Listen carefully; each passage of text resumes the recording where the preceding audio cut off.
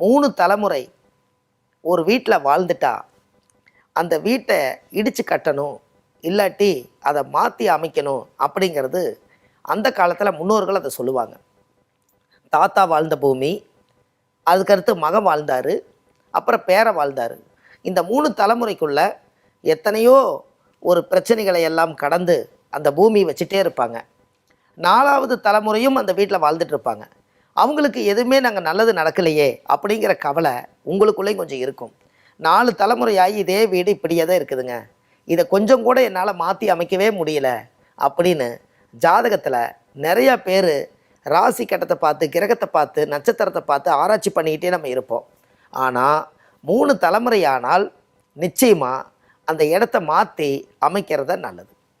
இல்லை நீங்கள் அந்த இடத்த கொடுத்துட்டும் கூட நீங்கள் வேறு இடத்துல போய் நீங்கள் அந்த சொத்துக்கு பதிலாக இன்னொரு சொத்தை உருவாக்கலாம்.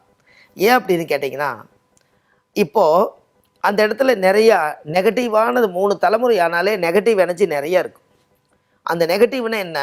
ஒரு கெட்ட தீய சக்திகள் எல்லாம் 3 தலைமுறையான அந்த மண்ணில் நிறைய பிறப்பு இறப்புகள் நிறைய நடந்து எல்லாம் அந்த வீட்டில் வாழ்ந்திருப்பாங்க.